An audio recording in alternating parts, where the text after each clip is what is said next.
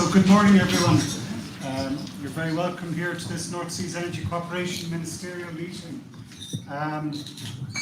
We meet at an important moment in time in energy policy in Europe and the wider world. We have urgent work to do. This is a working meeting where we can progress one of the most important projects to address the energy security issue that we face in Europe today. We will never be held to ransom by offshore wind energy or any of our renewable energy plants. It's available and open to each of our countries to develop these resources.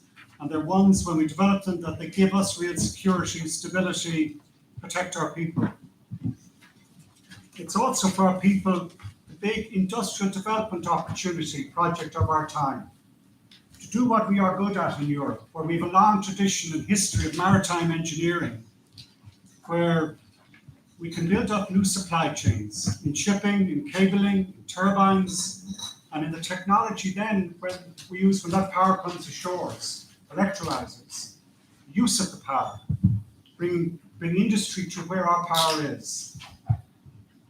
Thirdly, and equally if not more importantly, this is one of the most important environmental projects of our time. In the summer when Europe saw temperatures we would never expect to see this early in the climate changing world, where Pakistan is underwater, and where North Africa, Kenya, Somalia, Eritrea, people are starving due to the climate change that's caused by our use of fossil fuels. This is a source of energy that we can turn to that helps protect our atmosphere and the wider world. We have important business today, as I said, to consider, and it's informal. We are live and on stream for our morning session. We go to private session in the afternoon. But it is an informal working meeting where we learn and listen to each other, learn what's happening in industry, learn what's happening in our different countries, and importantly, where we set out our ambition, where we collectively stand up and say, this is the scale of power that we think we can deliver to help all those objectives: security, industrial development, environmental protection. So we will need to plan out, as I said today, the core message coming out is the scale and the means where we locate this new generation. We have to work out how we manage and develop and deliver the grid that's central to this new industrial opportunity. We have to rethink, as we're looking at all our market trading rules around energy, we have an opportunity to get the trading and get the market signals and get the investment signals, the auction process right. And last but not least, as I said, we need to collaborate and work collectively in Northwest Europe in this case, but then across Europe in how we build up the supply chain. We're going to start that this morning. We have sessions on the supply chain issue, which I think is going to be a real critical issue to get right as we develop this future. I'm going to ask the Director General in the DG Energy, Dieter Jorgensen, to say a few words, and then we'll start the work and sharing our best knowledge, best thinking, and come out of today stronger with a clear sense of direction. Dieter, I hand over to you. Thank you very much, Minister. Thank you very much, Eamon, dear ministers, dear Directors General, NSEC coordinators, industry leaders, and all the virtual participants as well. Good morning, and thank you very much for inviting us to this beautiful spot in Ireland. We very much appreciate it. We, as you have said, live in very, very challenging times. The Russian aggression, the Russian war in Ukraine, their weaponization of gas, it impacts our energy security, our energy prices. We see, as you've also referred to, global supply chain disruptions. We're still affected by the aftermath of the ongoing COVID pandemic, and then, of course, the climate crisis that is more visible by the day. And we have all, I think, here been working around the clock to try to mitigate the impact of all these challenges, and we have to keep up. We have to do that for Europeans, for citizens, for consumers, for businesses. And so we have a lot of work ahead of us, and an important day today to secure our sustainable energy and affordable energy for Europe. We need a resilient and a decarbonized European energy system, and here offshore renewables are absolutely critical for us to get there. So today is not just a meeting, it is also a game changer. It is a way to make sure that the things that have to happen for European safe energy future, that they actually do happen here. And it is impressive what has been achieved in offshore renewables and what has been achieved in the North Sea Energy Corporation since it was established in 2016. And the North Sea currently hosts by far the biggest commercial offshore wind capacity in the European Union, if not globally, with 16.4 gigawatt today. At the same time, we have seen interesting and encouraging developments in the Baltic Sea, going live with the first offshore hybrid project in the world, connecting Denmark and Germany at Kriegers Flak. Denmark and Belgium have announced intention to establish energy islands, and a number of member states, Netherlands, Denmark, Belgium, Germany, all here today as part of the North Sea Energy Corporation, at a recent summit made declarations as regards their very high ambitions. So the announcements that will come later today from this meeting in the joint statement will really help further accelerate and confirm that trend in setting very high long-term ambitions for offshore renewable, the highest globally. And with that, we will manage to give visibility and predictability to investors, to the supply chain, about what it is that needs to be delivered for us to achieve our 2050 targets and the different targets set along the way for how to get there. And of course, it also helps set the basis for transmission system operators on what it is that needs to be developed in terms of network development plans, so as to inform the necessary grid infrastructure to connect the offshore renewables in the decades to come across the European Union, starting here with the North Sea. A lot has happened, but it is a starting point only. We need more hybrid infrastructure projects, we need more joint renewable energy projects, we need more PPAs, we need more cooperation mechanisms and agreements, and as you have mentioned, we need to link into electrolyzers and green hydrogen projects for that energy carrier in our energy system. And NSEC is instrumental. It is the platform. It is critical to facilitate cooperation, to facilitate progress in the region on cross-border projects, on maritime spatial planning, on tenders, on financing, on infrastructure planning, on system integration. The list is long and fairly daunting, but we do need to do this, and we need to accelerate it, not least because of the current geopolitical circumstances, the war in Ukraine, and the way that is being weaponized to impact our economies and our energy systems. One of the things we clearly need to do is to ensure that we have the right framework to accelerate the building out of renewables across the European Union. What we have suggested earlier this year as part of Power EU is to facilitate permitting and speed up permitting across the EU. We have proposed go-to areas for renewables, and we have suggested a categorization of overriding public interest to facilitate investments into renewables as a necessary part of the energy transition, but also of Power EU. And we continue in the Commission to be ready to help and work with all of you to get the renewables and grids going. We do that via the Trans-European Energy Network regulation. We do that in terms of working with project promoters to propose hybrid offshore infrastructure projects. We work on projects of common interest with you, and we work under the Connecting Europe facility as well to make that happen. Joint offshore renewable projects can apply for cross-border renewable project status and then request funding from the European Union. There are, in fact, a number of funding opportunities that can complement the private investments and the national investments. And we are today just launching a new website that will collect all the European funding options that are available for offshore renewable projects, so that there is clear information on these opportunities in one easy to go to place. So I hope that will be of help to project promoters and to governments in this context. And then, of course, we're working to implement our common offshore strategy. And I just wanted to point to a couple of developments in that. We have launched a study on sea basin cost benefit sharing, a critical point for the development of offshore. We are working with NSOE in preparing documents to inform the offshore network development plans. We have the Clean Energy Industrial Forum that has been launched and that works. And then we continue work to analyze the investment framework of offshore wind farms and grids. This is a complex exercise, as you all know. It involves an understanding of both market revenues, tariffs, congestion income, state aid, and how to get all of these different aspects to interact in the best way possible. And then, of course, the need for PPAs in that context.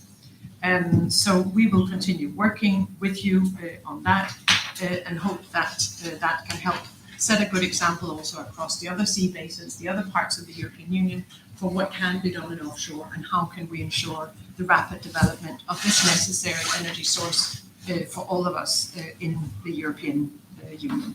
And there's a lot more I could say about the many good things that are ongoing, but I will stop here. As you have said, the important discussion on supply chains and the paper on supply chains really is a necessary part of the work that will be taken forward. So thank you very much for that. Thank you, Dita. I think people have got a copy of the agenda for today, which sets out how we will drill down to some of the key issues. If people are happy to accept that agenda, I might start then and ask you to start with our first panel, which is going to be chaired by Noel Cunniff, the CEO of Wind Energy Ireland. Noel, I hand over to you and your panel. Brilliant. Thank you very much, Minister, and thank you very much to the Minister and the Commission for the invitation to chair today's panel. This morning, we're going to have two panels where we're going to give you an overview of the supply chain challenges and opportunities that we have here in Europe. We've assembled an expert two panels, the first of which I have the privilege of chairing.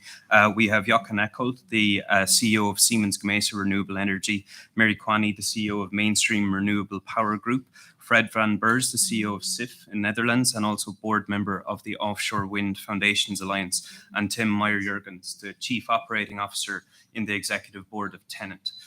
In the first panel this morning, we're going to cover off the challenges and opportunities for the North Seas region with a big focus on foundations, on floating offshore wind energy, on the electricity grid and on the OEM outlook. So really trying to take advantage of the expertise that we have here this morning. I might kick things off by just inviting our panel members to give a quick overview of yourselves, your companies, and your role in offshore renewables. Jochen, if you want to begin. Thanks. So, yes, thank you very much. Jochen Eckholt, CEO of Siemens Gamesa. We are one of the veterans in this rather young industry. So we've been around for quite some time, and since these days we're discussing a little bit of offshore oftentimes. We were the first ones to actually install a wind farm offshore.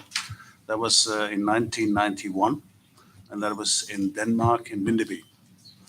So since then we haven't stopped.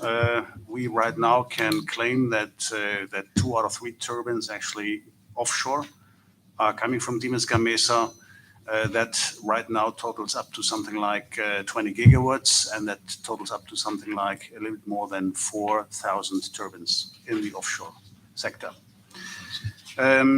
We have around 27,000 colleagues in our business. In offshore directly, we're discussing some 6,500. We have manufacturing specifically also in Europe. We have it across Europe indeed. We have manufacturing sites in Denmark, quite a number of those in Aalborg and Brande. We have in France the site in Le Havre. In Germany, we also manufacture ourselves in Cuxhaven, and in the UK in Hull. We have also blade manufacturing.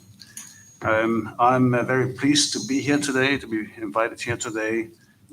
We also anticipated in the predecessor conferences, and we're looking forward to the discussions today. Thank you, Jochen. Mary? Thank you. My name is Mary Kwani, and I'm the Chief Executive of Mainstream Renewable Power. We are an Irish-founded and Irish-headquartered renewable energy company with quite a global footprint. Particularly in offshore wind, our history and heritage goes right back to the formation of the offshore wind sector. So, for example, our predecessor company, Electricity, developed Ireland's only offshore wind farm at Arklow Bank. Since then, we have established a very significant offshore track record and global pipeline. So, for example, we have developed over 20% of all of the UK's megawatts that are operational or in construction today, including Hornsea 1 and 2, the world's largest offshore wind farms. Our pipeline today in terms of offshore wind, we are developing offshore wind in Vietnam, in South Korea, in Japan, and then closer here in home waters, with our recent success in Scotland, we're developing 1.8 gigawatts. We are focused on early stage developments here in Ireland, also in Norway and Sweden, and very much bringing our offshore development heritage together with a very firm focus with regard to floating expertise coming from our parent being the Aker Group of Norway. We have transitioned over the last 2 years from being founder and private owned to being now, as I said, with Aker as our majority shareholder and also Mitsui of Japan. So a company very much on a very expansive growth trajectory.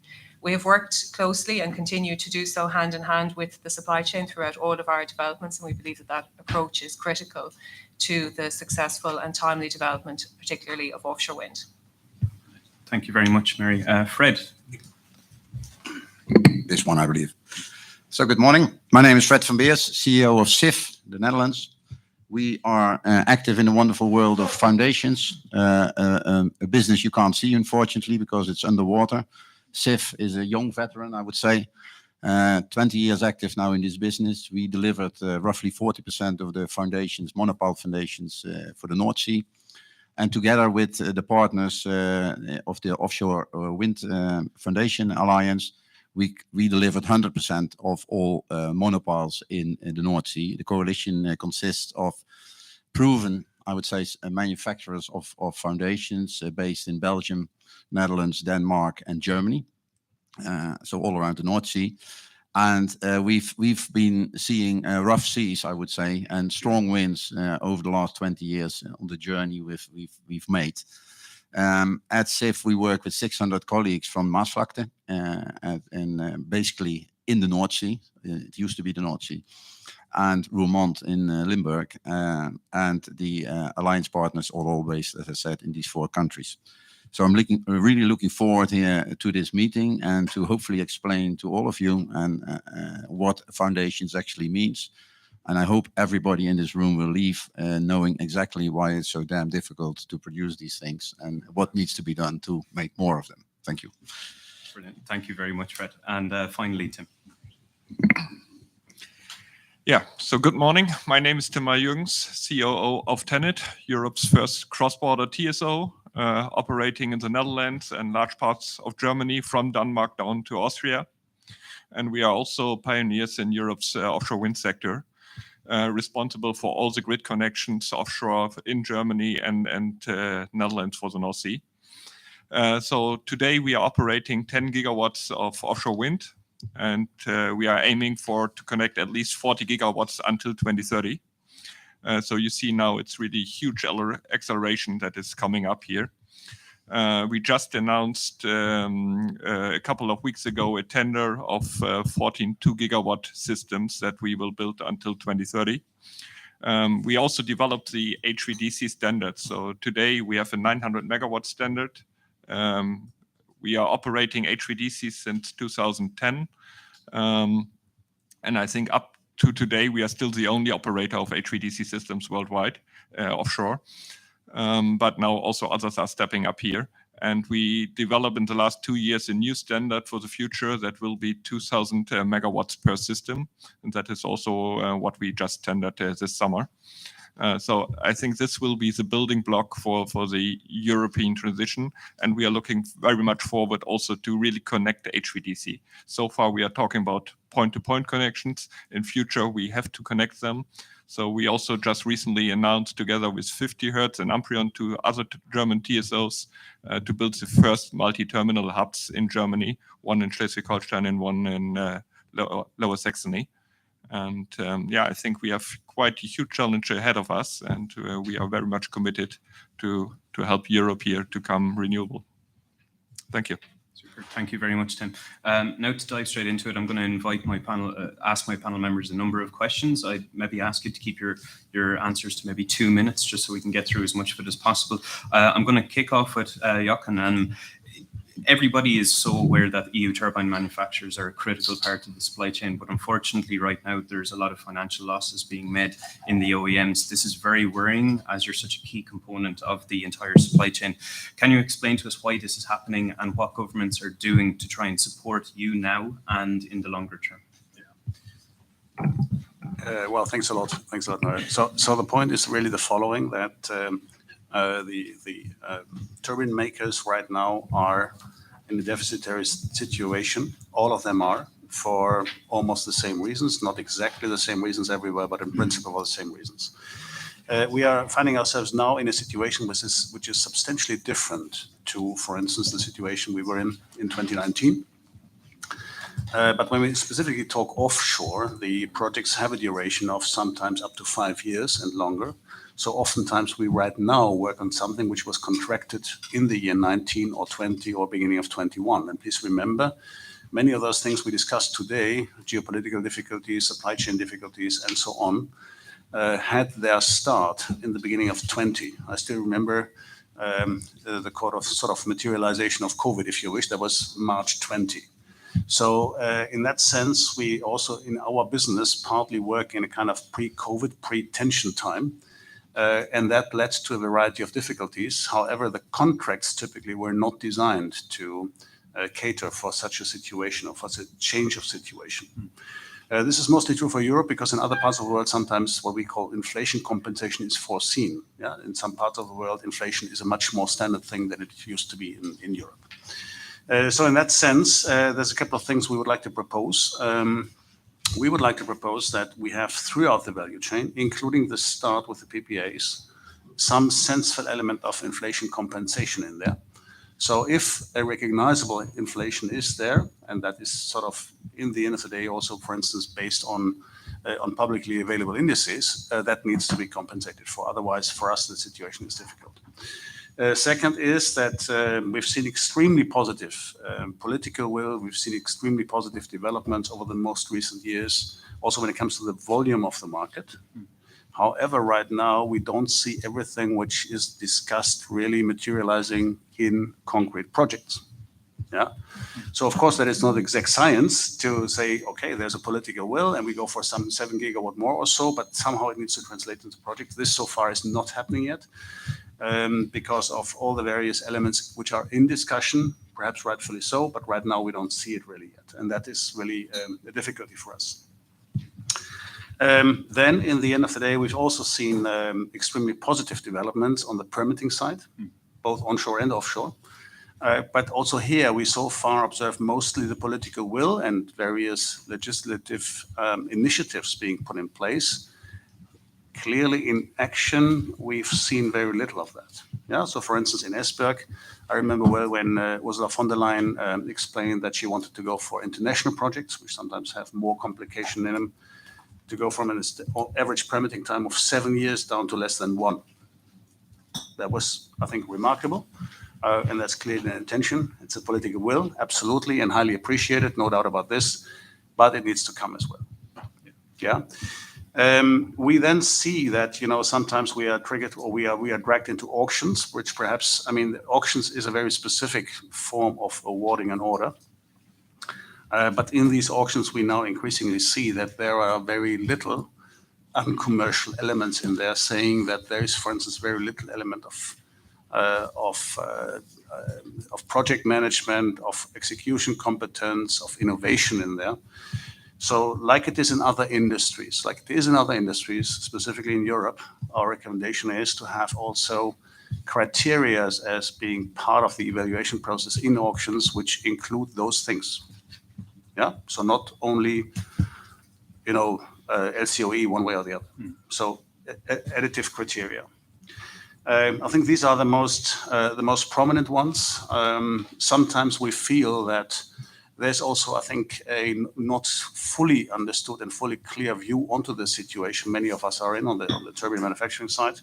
So that leads, for instance, to a situation where it is seen as beneficial, for instance, for any one nation to have the kind of maximum output out of the whole setup in the sense of leasing out whatever it is, seabed or something else, the licenses, we would recommend to be slightly mindful about this, because in the end of the day, that introduces then potentially trends which are not fully overseen at each and every level. Sure.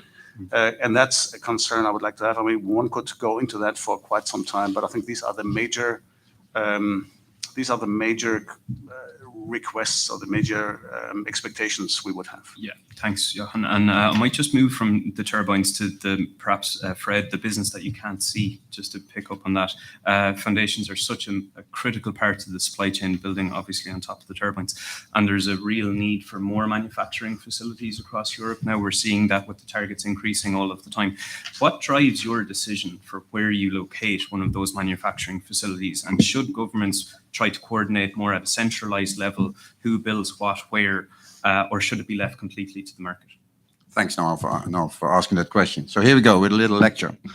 Why are these foundations, why are they so difficult? The whole thing is that a foundation is making the 100% transition from modern nature to something that is standard. And that's the problem. The soil in the North Sea and every sea is different in every individual spot on Earth. The water depths vary in a wind farm. That means that every individual foundation has to be designed for that specific spot in the field. That means a lot of technology know-how, design know-how goes in because we get the information from the turbine builders, and that has to be translated to something that is fixed in the seabed and stays there for 30 years in all weather conditions. And I can tell you, it's very hard to access later on to do a minor repair. So what we always say is we produce on a weekly basis 4 submarines that go vertically in the ground, because the quality of the foundations is equal to submarine quality when it comes to welding and the material conditions. And unfortunately, nobody sees anything of that anymore. So that's what makes this business very tricky and very complicated, and that's also what determines where you put your manufacturing and design around the sea. These things weigh up between 1,000 and 2,000 tons. They have a length of 100 meters and diameters varying now up to 11 meters. So I can tell you it's hard to transport them over the road or inland waterways. They have to be produced with access to open sea. And the installation vessels that come and pick them up have these foundations, but also the turbine blades now in excess of 100 meters horizontally on their ships. So the open water access to harbors, the water depth in harbors is very critical for this business. And for example, the new generation offshore foundation installation vessels basically only can access Rotterdam 24/7 the whole year through, and no other ports in Europe. And that's quite a thing that we have to bear in mind. And I think this gives you some impression of what's needed for this industry. What we basically need from governments is not so much, because this industry knows what they're up to technically and from a people perspective. But what we need from you is very critical. And one thing is that's critical is a level playing field. Since the volumes set by all of us to increase rapidly over the coming 10, 15, 20, 30 years, is creating a lot of interest from outside Europe. And dumping imports from China, I'll come back to that later probably, is a thing that's very much on the agenda. We are not afraid of that, but we have to have a level playing field market. That's one thing.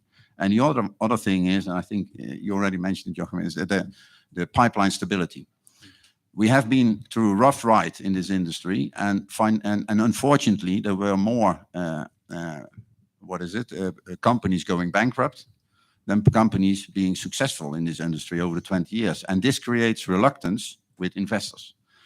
These investors are very much willing to invest in this industry, in our industry as well, but they want to see a certain stability in the pipeline and commitments longer term that will help them make a balanced decision on their investments. So that's the other thing. Pipeline, transparency, from whether it's permits, whether it's standards. For your information, at the moment, our coalition for 70% of the order book is filled with orders for the UK and the US. And there's a few spots left that we are now, where we are producing for North Sea. countries. And if you look at the tender pipeline, I think the message is we have to be quick. And I see a lot of initiatives coming from also this forum and my own country as well. But be careful, because the US and the UK, but also others, go very fast. And when we want to be successful in this, we need to create a more relaxed, simplified process and pipeline stability. Thank you. Thanks, Fred. And I know that's the global aspect of this will be touched upon quite a bit in the second session as well as the ports issue, which you highlighted very strongly as well. Just to bring Mary in and move from perhaps foundations to projects that don't need foundations. Floating offshore wind energy, Mary, is an enormous potential. We know that better than anyone in Ireland with such a large offshore resource off our western coastline. What are the supply challenges that you see as a developer to trying to commission these kinds of projects in future? Thank you, Noel. And yes, in order to achieve anywhere close to the targets that we know are required to be delivered, floating offshore wind needs to play a very, very significant role in that regard. I would say that the challenges are very similar to those already highlighted by Jochen and by Fred. And from the developer perspective, all of those challenges within the supply chain are then absolutely core and critical to the development timelines that then we can work towards. For this audience in particular, I would caution against looking at the number of gigawatts in development and translating that into delivery, because unless the supply chain challenges can be addressed, then that simply will not be sustainable in the timeline in which we have to do so. So these are all absolutely core and interlinked with the development cycle, and therefore with the level of capital, which is quite significantly investing in development. But that capital will only be patient up to a certain point in time.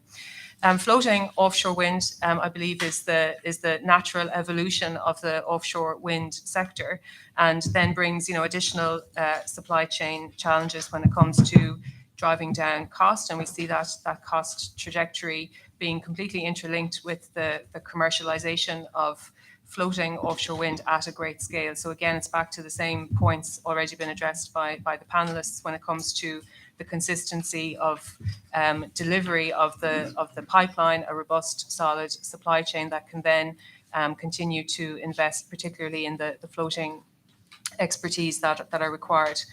On a very positive note, going back to our starting point, and given the deep oil and gas expertise across the North Seas, that's clearly an advantage that we have that can be then using that skill set to commercialize floating offshore wind. There's a very deep pool of skill sets that are there and that are completely aligned with regard to what is required to develop out floating offshore wind. So I believe, again, with the points already made and with the alignment between energy, industrial, trade and financial policies, they can be unlocked and enable the commercialization of floating offshore wind in particular. Thanks very much, Mary. And now to bring Tim in, moving from the development aspect of it, the offshore wind farms themselves, towards the grid. When you look at what the grid needs to deliver to try and meet all of the targets that we've set here around the table, how many platforms are you talking about? Can we develop them in Europe? Is the supply chain there to build that capacity? Yes, thank you very much. I think we see the same challenges, what has been already mentioned before by Fred and the others. So first of all, we need stability for the supply chain. So in the past, we had a lot of increasing targets, decreasing targets, and the supply chain is really struggling with this. What we try, for example, is with this tender I mentioned before, to give a clear outlook over the next couple of years. So we look for long-term partnerships with our supply chain to give them the stability that they can invest into the resources we need. And the two main bottlenecks, or maybe let's mention three, that I currently see for the Europe sector or the offshore sector, especially on the grids. That's one of all the critical part of the technology, the HVDC and the cables. There we have a very tight world market. There's only a handful of players who is capable to build those kind of systems. And if we even exclude then the Asian market, then it's only 2 or 3 left. So we have to help them to build up the resource and the investment that they are able to deliver. Then another issue that we see are the large shipyards we need. If we talk about converter platforms, these are top sites in the range of 20 to 25,000 tons of steel. So it's really huge. And currently in our tenders, we see in Europe just one yard that is really offering for us, and that is in the south of Spain. So we need shipyards, and we have to help the shipyards in Europe to ramp up again and to be part of this business. Otherwise, we are depending completely on the world market, which is also always going up and down very much. And the third and mainly most critical part is human resources. So we need a lot of labor for all our projects. Also in the supply chain, we see that our contractors are more and more struggling to get the right people in. And if we talk about technical expertise, HVDC, for example, a commissioning engineer, he needs at least 7-8 years of practical experience before he can really run on its own. So even if you decide today to ramp up those critical resources, it will take you 10 years before you have some. And with the platforms that we are now having in our tender, as I said, we have just tendered 15 2 gigawatt platforms. Those people are just not there, and that will be an issue for all of us. Thanks, Tim. And very strong points there around certainty that came out, I think, across all of our panelists, and needing to turn those pipelines into actual projects.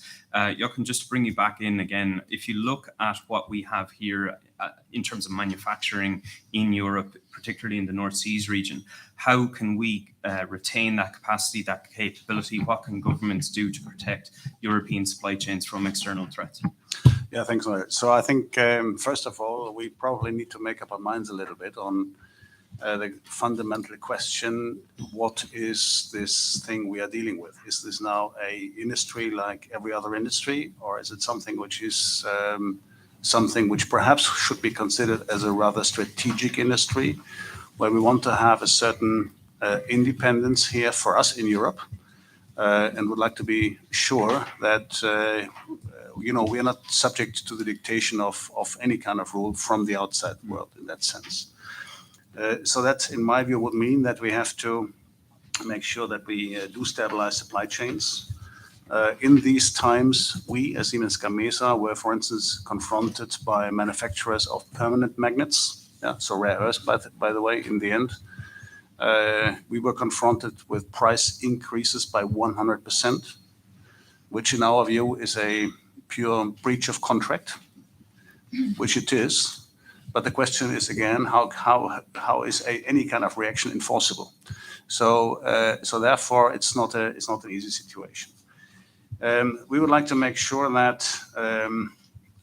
we create a fair market environment, and we spoke about the additional selection criteria in auctions or in tendering processes. We would like to make sure that we have, and that was mentioned by Fred as well, we do have a level playing field. This is not given under all circumstances. Also, in relation to players not coming from the EU, because please remember, and we've seen that in many industries, I personally have seen that in many industries, they typically, or some of these players typically benefit from extremely strong and extremely price insensitive home markets, which allows them to sort of come into a almost dumping kind of offering mode in other parts of the world. And we typically stand there and accept that. That's the average case. We typically accept that. In my view, this has to be reconsidered. We then would say, obviously we want to have a certain level of employment, and we also would like to make sure that we have a certain level of innovation in our areas.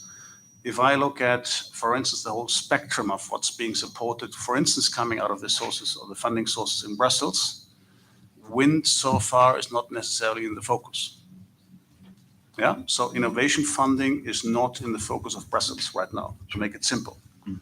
Innovation funding, innovation support, there are various instruments. I also by myself, in my personal past, worked in industries and in research institutes. So all that is possible, and it's the typical standard practice in many parts of our industries. In Europe, for wind, it's not.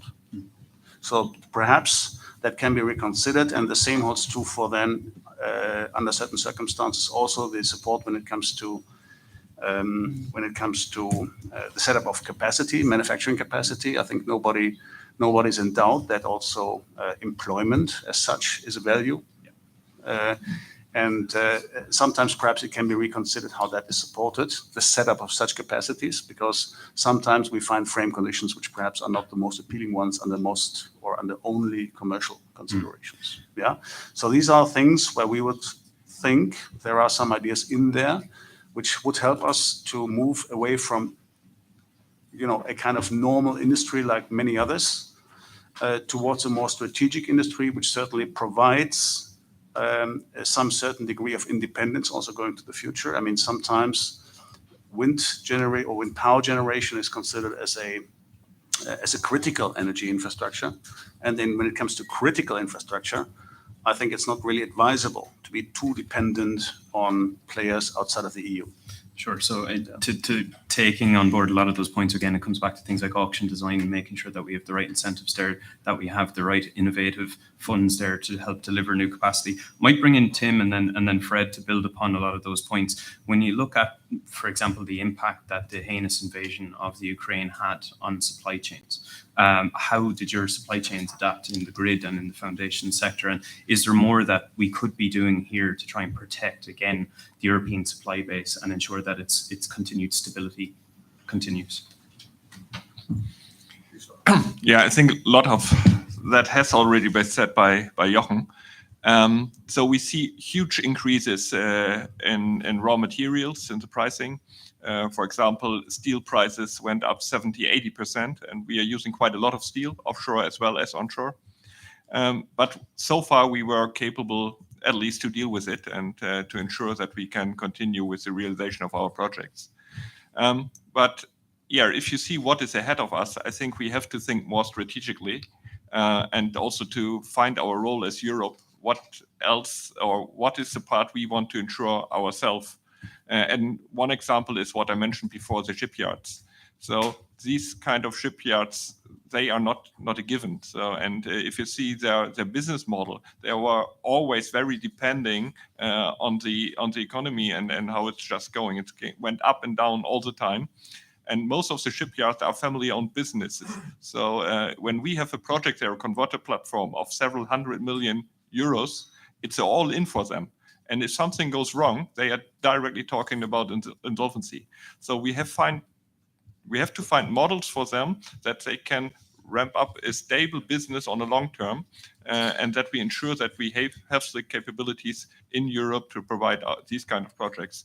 Because if we look at the US, the UK, and all the other markets that are currently emerging, I think it will be huge competition. And if we have not our own capabilities, maybe we are not fast enough to hold our speed here. Brilliant. Thanks, Tim. Fred, do you want to build on? On a positive note, because I like to add here as well. I mean, the steel you need for these foundations, I mean, they don't fit in this room. And there's only a few specialized suppliers that can make that steel. And these suppliers are based in Europe. And I think here we saw, because of this question, great question, we saw the huge benefit of having your own supply chain in the EU. Because the effect was relative minor in a way. What the supplier needed to do is to find other sources for its coal and steel components and ore, etc. But that's it. The production facility, everything is in the EU, and we could immediately continue. We could give stability to the developers and the order book that we had in place.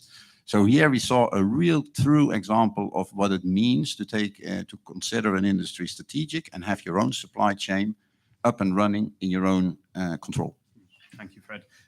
Mary, we've talked a lot about the equipment and supply chain side of things. Tim touched on it, and many of the other panelists have, around the softer side of things, the human part of it. When it comes to human resources, we need people in the sector. Can you tell us about your issues or your opportunities there in terms of skills and staffing requirements that you believe the sector will need? Yes, very much as a growing sector, notwithstanding all of the challenges that we have discussed, the soft skills are a key focus right across the industry. We have quite a significant shortage of skilled personnel right across all aspects of development, of construction, and into operations. I think that the industry is very focused on this as an issue, and there are quite a number of responses. But again, at the heart of it all is local supply chain. If we don't have a solid local supply chain, then we as developers can't ensure that as many of those skills as possible remain locally. There are, as I mentioned earlier, very significant synergies with the oil and gas supply chain, and that is a focus in terms of enabling that skill set to transition across to renewable energy. That brings its own challenges, of course, with regard to ultimately a shortage of skilled personnel across the entire sector. There are, quite a number of initiatives, and again, back to the government and policy agendas, where we see and have the experience of these working most significantly is where there's deep engagement between government policymakers, industry, developers, and supply chain, so that we work hand in hand to influence the level of skills required at apprenticeship level, at university level, at graduate level, and ensure that there's a continuous fostering and expansion of those skill sets as the industry grows. And I think Europe has, again, a very, very key strategic objective to get this right, because ultimately it's the strategic direction that it's very clear is very high on the agenda. And I would say that just with regard to many of the challenges that have been described earlier on, much of these predated COVID and also the Ukraine invasion. They have exacerbated what was already, an industry that needs very significant amounts of strategic direction, investment, and to enable, as the skills are required, to enable that development of a very deep pool of skill sets right across the whole spectrum that's required. Thanks, Mary. And again, very positive messages coming out there about the need for coordination, cooperation, both at cross-border and cross-sectoral levels. Conscious of time, we might just aim to wrap up, but before we do so, I want to invite our panelists to 90 seconds, give everyone here your pitch for the one key takeaway that you'd want them to leave with today. Johan, I might start with you and maybe work across the panel. Yeah, thank you very much. I think it's the 5 points I actually mentioned as those things we need, short to midterm rather, which were about the inflation compensation. That is something which would help us immediately. We would like to see perhaps more transparent market volumes on our side of the business. Please remember that, for instance, time-wise, the network providers and we are not necessarily in sync. So sometimes we don't see everything at the same time. Yeah.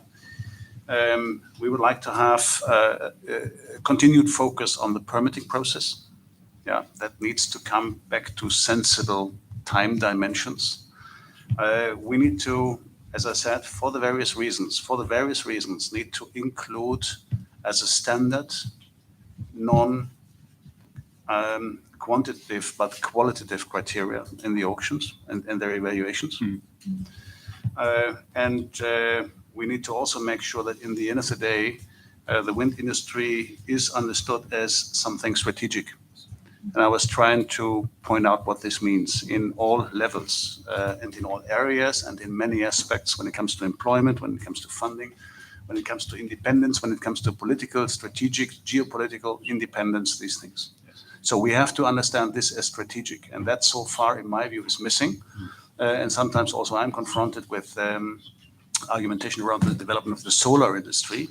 Many have potentially different views on that, but in the end of the day, I think we should make sure that the wind industry really is seen as something of strategic importance also for Europe.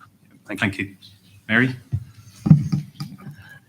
Yes, very similarly, I would describe the challenge at the moment with regard to the supply chain that's required for the successful deployment of offshore wind in Europe as being an energy security issue, and with collaboration across the sector between industry, governments, supply chain, I believe that the opportunity is there to really to really take advantage of all of the advantages that we have with regard to the North Seas and the potential for offshore wind, and particularly to gain early mover advantage in the establishment of a commercialized floating offshore wind sector.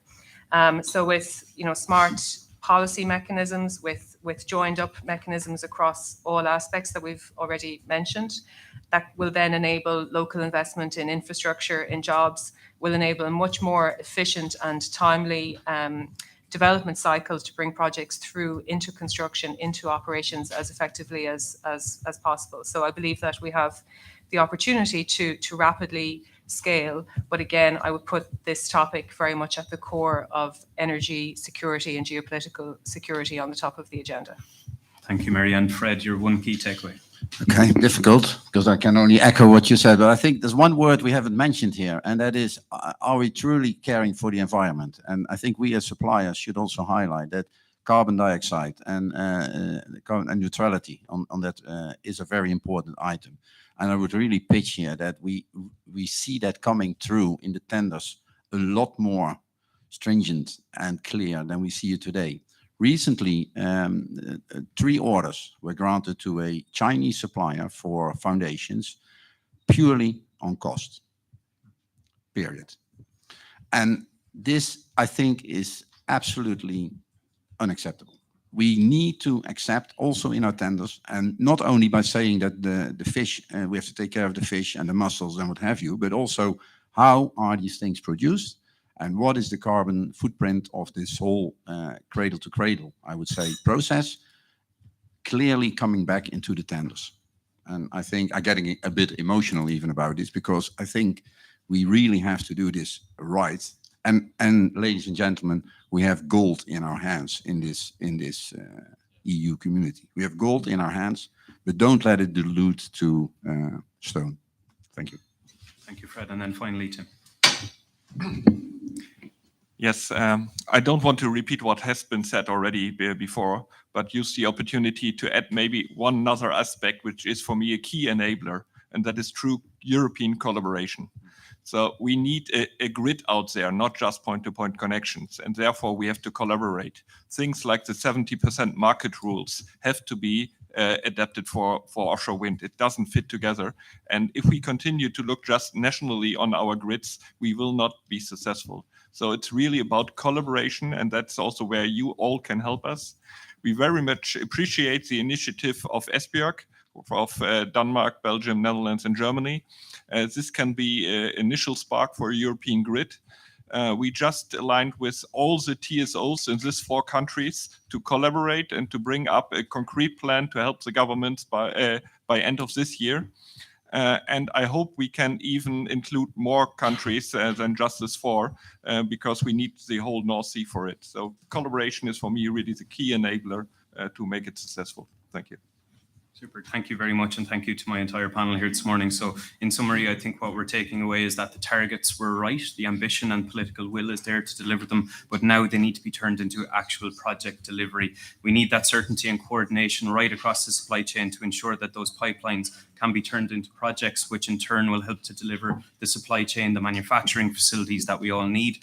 Another key takeaway is that alignment across energy, financial, trade, industrial policies is going to be vital. That was a key theme that came out right across in that cross-border planning, to your point, Tim, that we need to think as one international entity rather than individual European countries. And then finally, that the European domestic supply chain must be developed and must be protected in a way that it can compete globally on a level playing field. So I'd like to wrap it there. Thank you very much to my panel, Jochen Eickholt, Mary Kwani, Fred van Beers, and Tim Meyer-Jurgens. Thank you very much.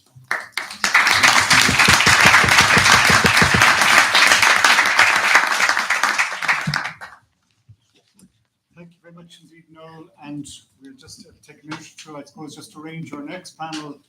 Giles Dixon from the CEO of Wind Energy Europe is going to be the moderator on this. And can I just say, Noel, and all the 4 panelists, I thought that was really very useful, having that collection of grid, foundations, developer, turbine manufacturers. It was very useful to see the all the various moving parts that we need to get right. But the common sense, or the common, what I heard, common kind of sense of what the obstacles we need to overcome and the approach we need to take came across, even very different aspects of the supply chain. But it was that commonality, I think, in your experience was particularly useful.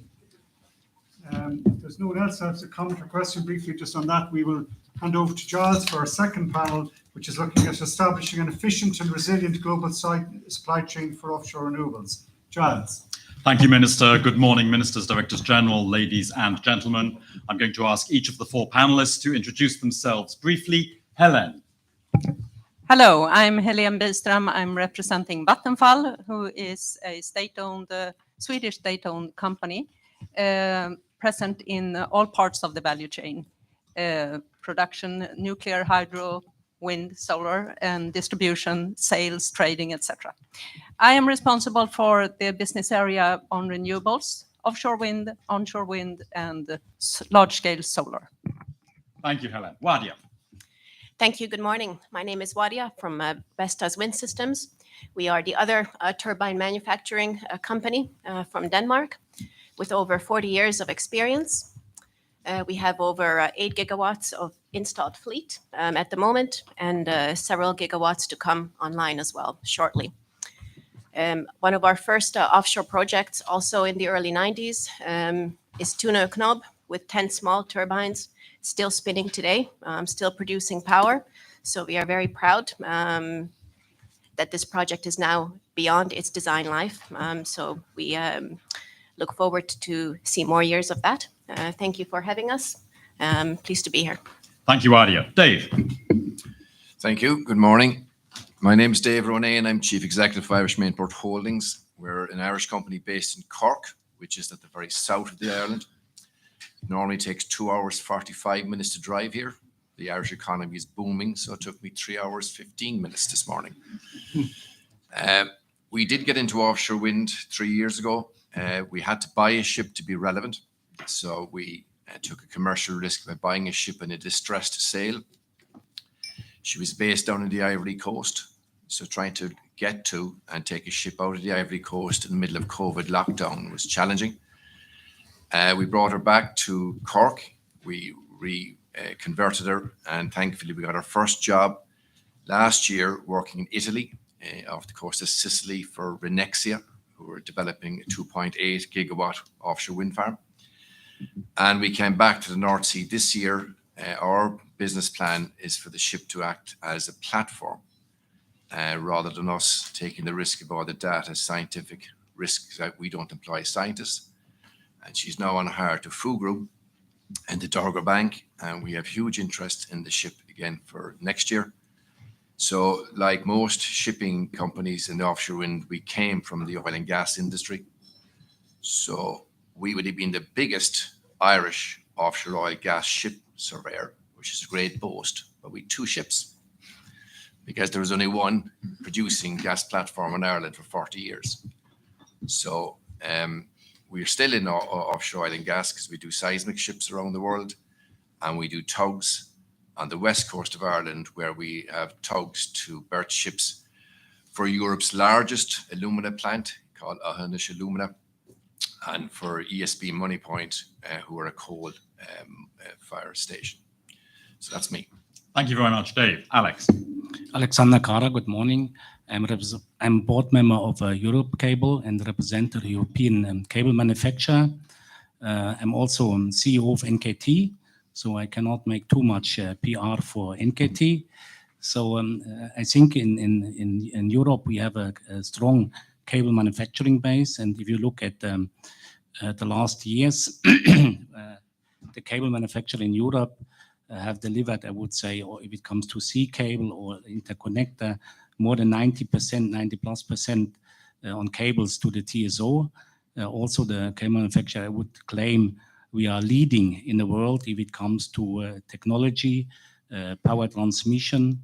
We have heard before standards are coming at 2 gigawatts for offshore wind. If it comes to deep sea, if it comes to dynamic cable, if it comes to power from shore, so offshore wind interconnectors and oil and gas. So we have a strong base, and so far we could deliver.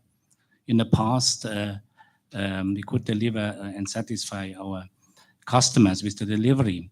So an NKT, just some small words, is one of the major player company located in Denmark, and we are also participate in this high-end DC and DC cables, 525, 320, and also AC. And also we have done a lot of dynamic cables for power from shore.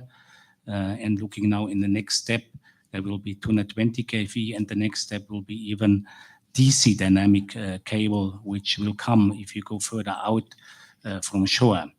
So that's it for the moment.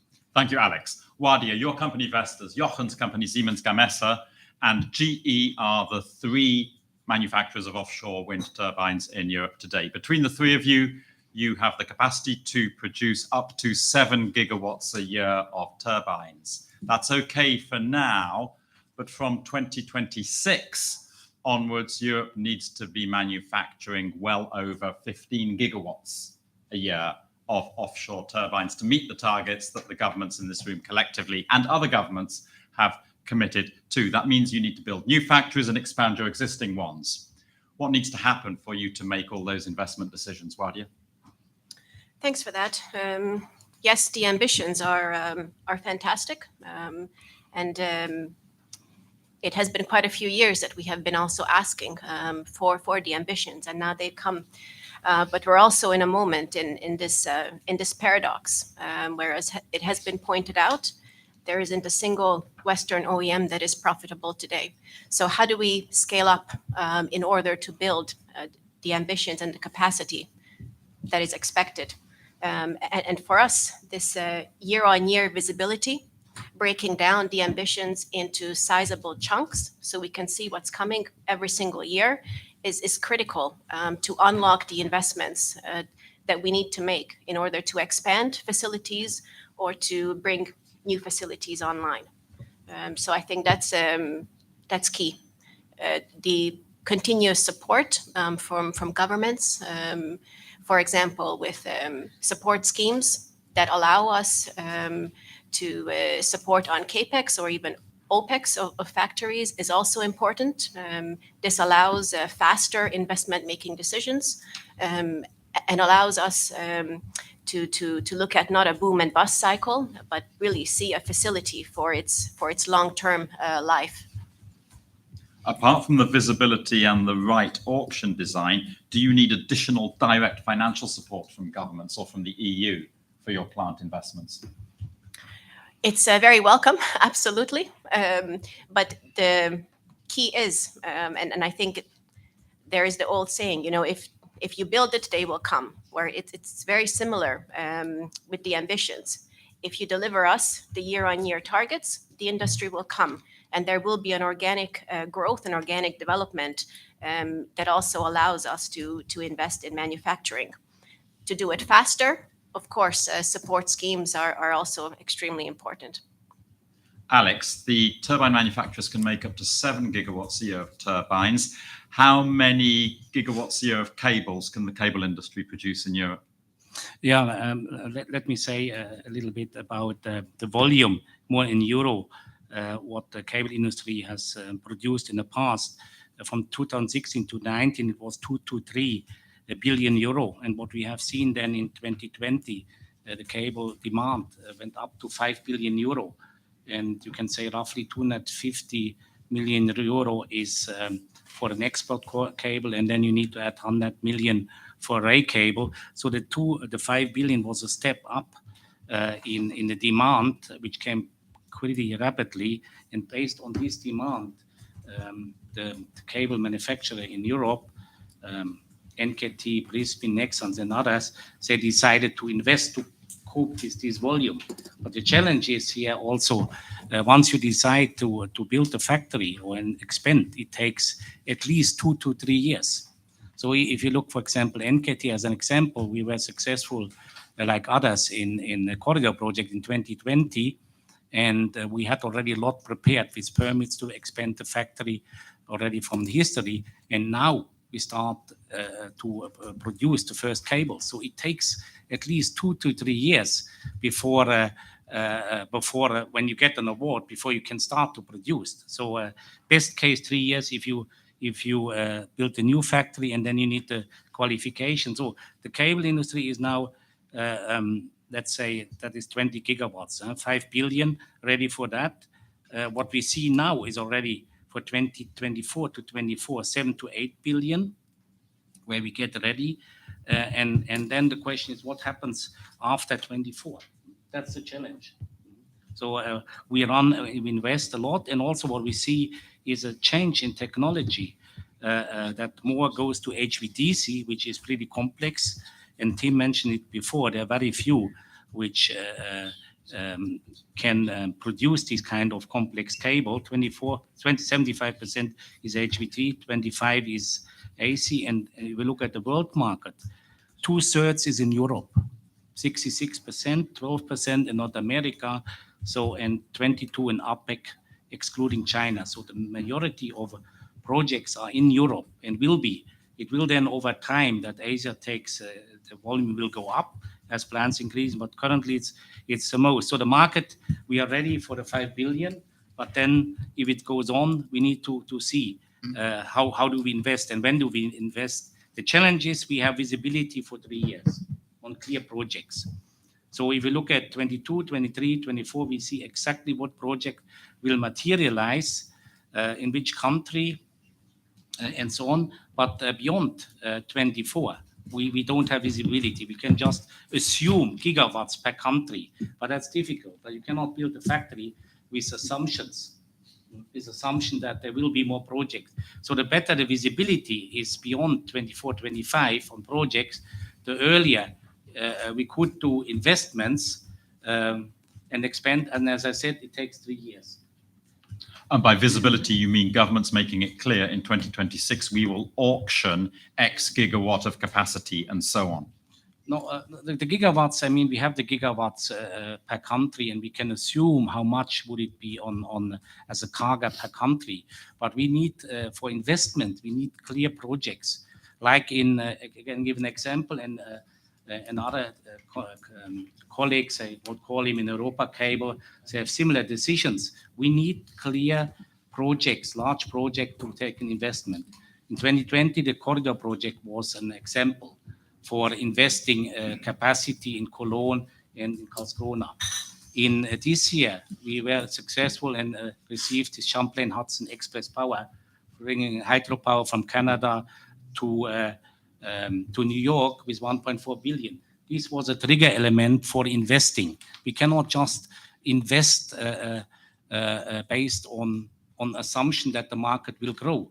Also, you need to finance the investment. Either you that's not a critical point. Either you finance it yourself from your operation, from the cash what you generate, or potentially you have a possibility to go to the shareholders and ask for money. But you cannot say there's a great idea, great ambition. So you need to have it very concrete if you want to trigger investments. At least that's valid for NKT.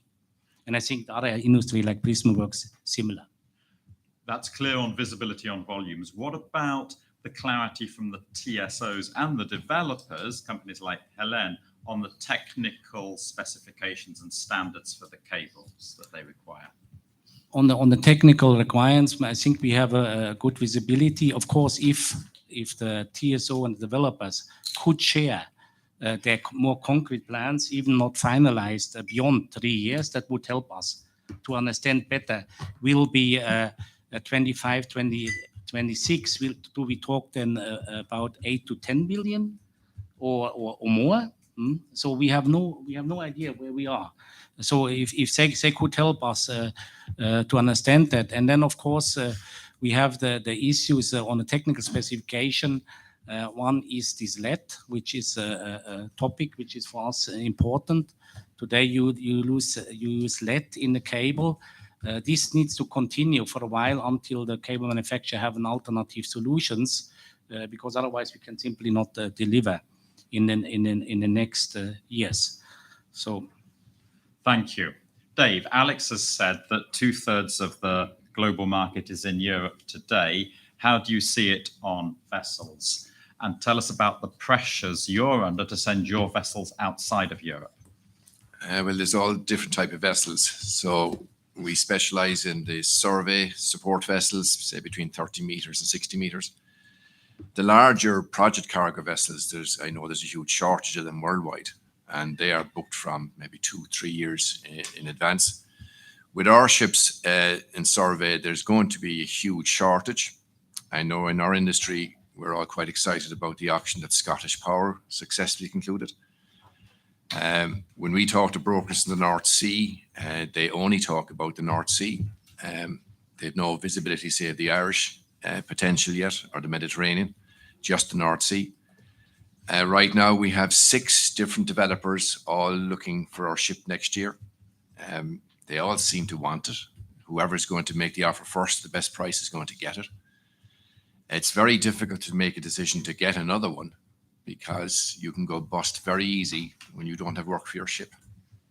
So we're going to have to take it very pragmatically and step by step. The other challenge that we have in the industry is the winter period, because you have to have loyalty to your crew and you don't lay them off just because you don't have work. Most of our crew are from the Philippines, so you don't fly them home for the 3 months you're off in the winter, you keep them. But that's expensive. So it's a challenge for all of us to try to get a 12-month work. And that's why we enjoyed last year working in the Mediterranean. They have a longer weather window. And one of our ships now has gone to India because they have good weather there. And one of our ships is going to be going to West Africa, but that's not for offshore wind. Dave, how many years does it take you to bring a vessel into operation once you've ordered it? Building a ship is like building a building. You can have a square box or you can have a complicated, beautiful building like this. But our type of ships will take you maybe 2.5 years to build. And you're not going to build a ship unless you get a long-term contract. And the industry is not awarding any long-term contracts. And where are your ships built? The present one that we have is built in Turkey, and we're now looking at ships in China that are 90% complete. And one of my colleagues is going to China next week, which is bloody difficult because they're actually in COVID lockdown. But we think there's possibly good value there, but it's still a risk for us to buy a ship without a contract. And we won't get contracts. It's different to the oil and gas industry, which is a much more mature industry. They will give you long-term contracts. Offshore wind won't.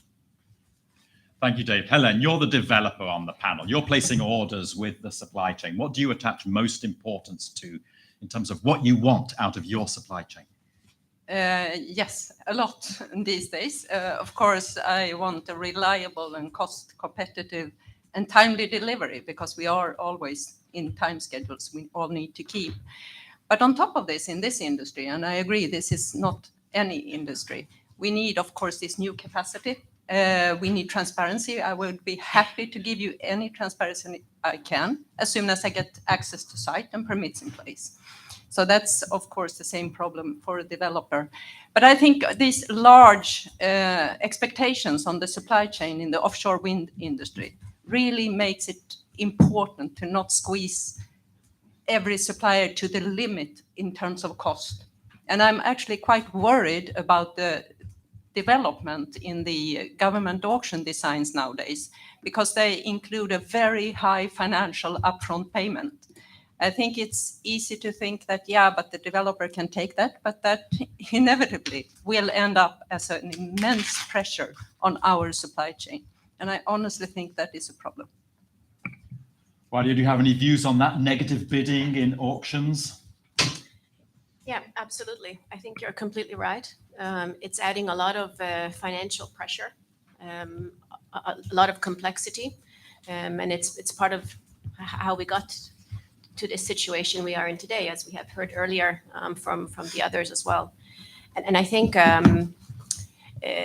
this focus on driving down costs, this path that we have been on over the last years, I think perhaps it's time to rethink that a little bit. I think we should look at offshore wind as not as something that is on sale. I think we should look at it for the value that it provides. So we shouldn't be racing to the bottom in these auction systems. We have also talked about qualitative and non-price criteria in the previous panel. And I think here too, we need to be a little bit careful that the pre-qualification or the non-price criteria we add into auctions do not add costs, are not risky. So I think we need to just make sure we find the right balance. Things like sustainability, for example, things around data and cybersecurity. These are things that not only can be a great value add in an auction, but can also protect the supply chain here in Europe. Thank you. But in principle, you support non-price criteria in auctions? In principle, yes, but let's just be careful about that. Let's, not just throw a whole list into the auctions. Let's think about making sure that they do not add unnecessary cost and complexity and challenges for the supply chain to meet these criteria. Thank you. Alex? No, I just want to add these criteria, what we see, of course, different price, terms and condition, cash flow, and so on, which get evaluated. But we deliver from the cable industry cables for renewable, for greener transition, and we also invest in making our factories more green. For example, NKT, all our factories running on green electricity. Our scope 1 and scope 2 is reduced to the very low level, and we go now the next step, and we work also on scope 3. And of course, these are all costs, and this must also be somehow evaluated. Today, if you look in the evaluation criteria, it's maybe 1-2%, and we have heard that before in the foundations, that you get foundations from China. How is it produced? Under what conditions? And we invest massive in sustainability and deliver green cables, green products, green turbines, and you name it. And that has also a price or cost implications. And price levels must be also reasonable. If you look, we have heard before, offshore wind turbines, loss-making. If you look at the cable industry, at least if you look at NKT, we were 2021 first time net income positive. Before we were deep red. And so there must be also an incentive. This is a very capex intense business. There must be an incentive. Otherwise, we have no investors which will invest in the companies, and we cannot grow. You say 1 or 2% in tenders for sustainability criteria. I think, Dita, the EU state aid rules allow up to 30% of auction evaluation criteria to be non-price now, if it is a contract for difference auction. And of course, many countries are running other forms of auction scheme. I think Minister Jetten and Sander in the Netherlands, it's far more than 30%, the sustainability or system integration criteria in your latest auction. Alex, could I ask you a question now about the sourcing of your raw materials? Has it got much more difficult in the last year or two? No, I mean, we source raw material in Europe, but with the war between Russia and Ukraine, we stopped buying materials from Russia, very specific aluminium, and also other cable manufacturer in Europe. They stopped buying metals from Russia, and obviously then we had to look for alternatives. And the supply chain, if it comes to metals in Europe, we're not ready to cover with this higher demand. So we had to go outside of Europe to the Middle East, to the US, or even to India to buy metals, particularly aluminium. And this has, of course, also increased drastically the cost of just from transportation, but also the premiums, what we are seeing. This is today the fact. We can just hope that it get balanced, or we need to see that as a normal. So definitely we had to go beyond Europe, and that made it more difficult. You would like Europe to expand its production capacity for some of your key materials? Yeah, we are not planning to go now into metal production or copper, but we need to see how we can secure it in the long run. And we are seeing how we deal with these new suppliers from Middle East, US, and India, and to come to reasonable terms. And but we will not start with vertical integration of metals. That's not at least not NKT's plan, I have to say. There's also a little bit difference in the industry. Some have more access to to metals than NKT, but we are not expanding the vertical integration. Wadia, you're head of supply chain policy at Vestas. Tell us about the sourcing of materials and how much more difficult it has got in the last year. Extremely more difficult. There are unique challenges that we have to overcome, not just cost, but in actually getting them. So transport prices, for example, we have seen at an increase of 1,000%. The challenges we have talked about, raw materials, commodity prices, transport, it's an entire system of challenges that we are in. And there isn't a silver bullet to solve them all. But there are certainly some steps that we can take. We need to ensure that the supply chain comes back to profitability so it can scale. So we need to look at that. We need to solve the auction systems to make sure that they are driving forward and enabling growth instead of racing to the bottom. And I think the other thing we should touch on here in this panel is looking at the turbine technology and stopping the arms race. I think it's time that we look at rewarding the reliability of our products because we already have the technology and the innovation today to enable us to scale. So let's make sure that we optimize and utilize what we have instead of making investments into the next and the next and the next, because that money in a squeezed supply chain can be much better spent in scaling up. So you're going to stop and standardize at 15 megawatt turbines? We have our 15 megawatt prototype nacelle has just come out of our nacelle facility in Lindø in Denmark. That's the turbine that then should see the next projects in the years to come. The investments needed to take steps up to 18 and 20 megawatt, we might as well spend that money to scale on the technology that we have today, because we don't have a lot of it to go around, as we have heard. Thank you. Alex, to go back to one material in your cables, lead. There are moves at European level, perhaps to restrict, if not prescribe, the use of lead in subsea cables. Could you tell us about that, please? Yeah, I mean, lead is used in cable C cables to avoid that you have you protect the insulation system, and this is today the only solution what exists. Obvious cable manufacturer work on alternative solutions, and this is treated confidential, and I don't know where our competitors are, but we are working on it, and we will not have a solution available in the near term. So we need to have here continue to be able to deliver cables with lead. I mean, this is enclosed. It's not that it pollutes the environment. And if not, if there comes a lead ban, then it will be even, the shortage will be bigger. Then there will be no cables. Then you have the choice, offshore wind to decarbonize, but you have no cables. So it will be not possible in short term. So there must be an exemption for a period of time, at least that the cable manufacturer are able to develop new solutions, and that will come, but it's pretty complex and not so simple. Thank you. Dave, how do you see port capacity? Ports clearly need to expand. In Ireland, to start off with. I can't comment much about European ports because while we're also ship agents and stevedores, I wouldn't have that much knowledge.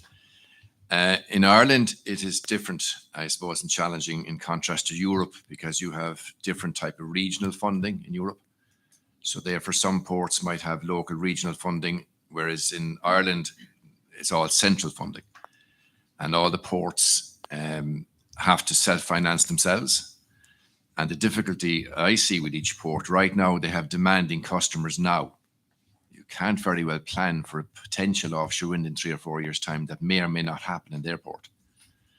So perhaps in the Irish context, if 1 or 2 ports could be identified that could take some of the heavy construction And there's a huge difference, obviously, between onshore, or rather not fixed and floating, because the potential for floating offshore wind off the west and south coast of Ireland is huge, but you will require huge capacity with regards to when you're storing these finished turbines that I understand now are nearly as large as the Eiffel Tower. Will residents welcome these to be stored in their harbour during the winter? So it is a challenge for Ireland, but I think we're up to it. But if I can just change the subject to the risk, say, in my own game in shipping, we're in business 60 years, or over 60 years. It was formed by my father back in 1958. And we're always aware of risk. And one of the companies that we're aware of is a UK company called Bibby. They were from Liverpool. They're over 100 years old. They're extraordinarily well respected. They're in shipping, they're in finance, they're in property. And they set up a company called Bibby Hydromaps, which was to do offshore wind and various survey. And they had to put the company into receivership because they were afraid to take down the parent company. And that's a lesson that we've taken to heart.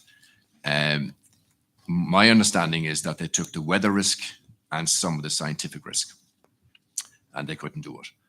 So the difficulties we have, and not with the governments or the energy ministers here, it's mainly with the industry, it's the sharing of the risk. And some of the larger players want us to take the weather risk. We have an investment in the company Alpha Marine, who are on the east coast of Ireland. They have smaller ships, and we turned down 3 jobs because we will not take the weather risk. We don't have the deep pockets like the big developers. We'd go bust.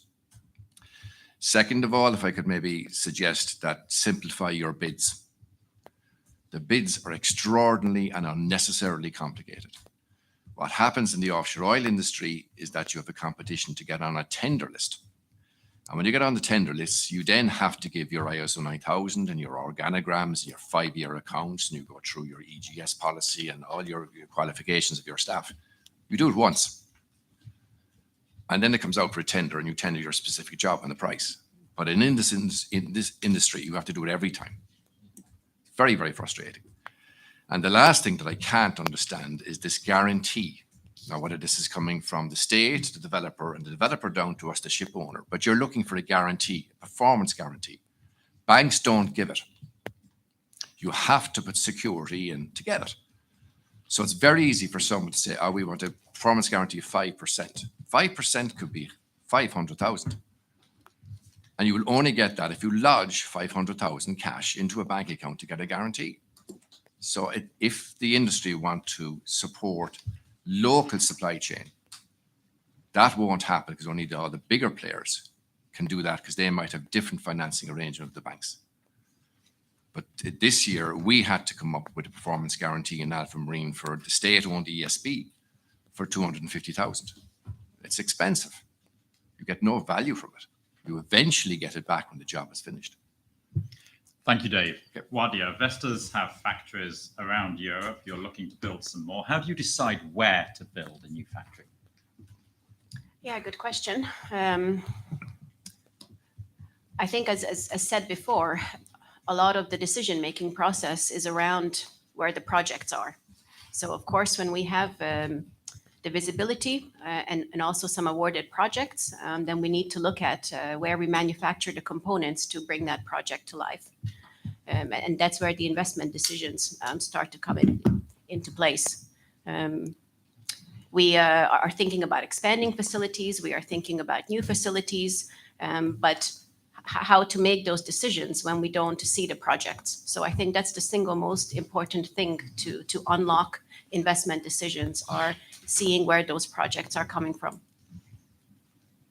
Thank you for that. Helen, how strong is your preference, if you have one, for buying turbines and equipment that's made in Europe? Well, first of all, I must say that, of course, the most important is to really secure the sustainable supply chain in all perspectives. I mean, it's both a climate and environmental perspective, in human rights perspective, and of course, financial perspective. Having said that, we really like to do business in Europe. We think that's always working really, really well. But of course, if we see other parts of the world actually living up to these high criteria, we could of course consider that.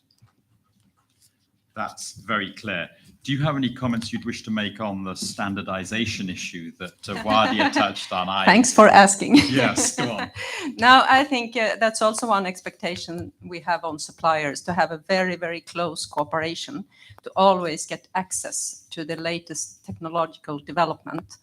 And I agree we should not overdo it, as Vadia was referring to, but we need to continue to develop to make sure that this industry is continuous, successful, and efficient.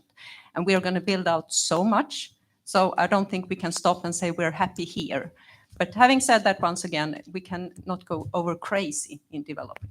Mm-hmm. Permitting came up on the previous panel. Every government in this room is doing a maritime spatial plan, very elaborate process. You will have been involved in that as Vattenfall, of course. Seems a pretty good process. There's this idea now of adding on to that these go-to areas. Is that perhaps more of an onshore wind thing rather than offshore? Yeah, it seems like it. And I think there are so many different examples how to address this. But the go-to areas, yes, in onshore and also large-scale solar, we can see that. Mm-hmm. Okay. Just in a word, or in a nutshell, Helen, you've talked about auction design. What else do you think is critical that governments get right or avoid doing wrong? Yeah, I would still say that it's around the auction design, because we have some pretty good examples here. We can see, look, for instance, at Netherlands, where the government is pushing us, all of us developers, to bring things to the table that take this whole industry forward. And I think that is really to look, maybe I think we all want to do that, but the advice to look at the bigger scheme, as Tim was saying in the previous panel, we need to do this together and develop Europe's offshore wind. And then we need to look outside our own company or our own country. Thank you very much. Ministers, Directors General, ladies and gentlemen, I'm going to attempt to draw some conclusions from this panel discussion and from the previous panel discussion. Number one, auction design is absolutely critical. Non-price criteria add costs to the supply chain, which is already operating at a loss. If they have to be introduced, I guess there needs to be a cap, as is the case currently in the Netherlands. Non-price criteria have a useful and important role to play, especially in respect of sustainability. They need to be designed very carefully. And I think, Ditte, we're all looking forward to the European Commission's guidance to member states in a few months' time on what to do on non-price criteria. Clearly, there are workforce issues, and governments need to invest heavily in that. This is a strategic sector and should be treated as such. There needs to be a level playing field with those operating outside of Europe. There are, in fact, some interesting EU rules which are coming into force shortly on this. The new EU foreign subsidies regulation, the new EU international procurement instrument, which allows governments to restrict the access of non-EU companies to public procurement if there is no reciprocal access to their market. That comes into force next month. And existing EU rules, in fact, already allow governments to exclude companies from utility contracts if over 1/2 of the value of those contracts is from outside the EU.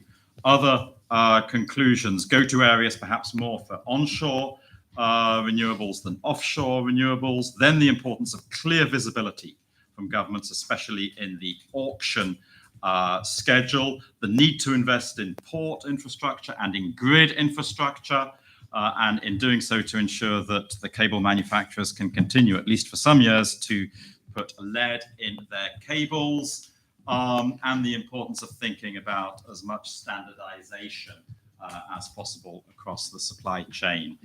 With those conclusions, Minister Ryan, we yield back to you. Thank you. John, thank you very much, and thanks again for our panel for just making us realize how much the further, in a sense, things we need to get right in shipping and cabling, as well as in what we were listening to earlier on, grids, developers, turbine manufacturers. So I find that very, very useful. And if any minister wants to, make just a comment or intervention, I don't want to restrict them with that, but I think we'll have an opportunity over coffee break maybe to see how we really deepen this collaboration, and I think it's that what we can be good at in Europe. It's these open forums where we share best practice, share our thinking. One last comment. I think this is the center of our security strategy. I've heard it many times, and I think that's absolutely clear. And that may help us to give this industry, especially, real clarity and certainty. The centrality of this project of development of offshore wind in our European security maybe will help give some of that certainty that allow our cable manufacturers build that extra plant. Our turbine manufacturers make the Model T offshore wind, 15 megawatt turbine is what we need to do. We're at the start of this industrial revolution. We are at the center at the start of this industrial revolution. If we work well collectively and collaboratively together, we can do this. So I think this is very, very useful for us to hear from our supply chain key players.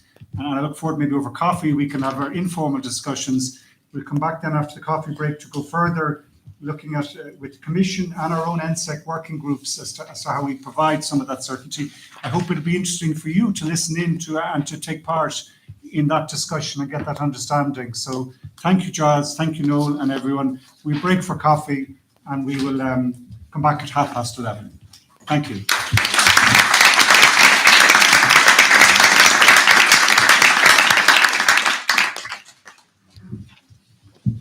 Thank you very much.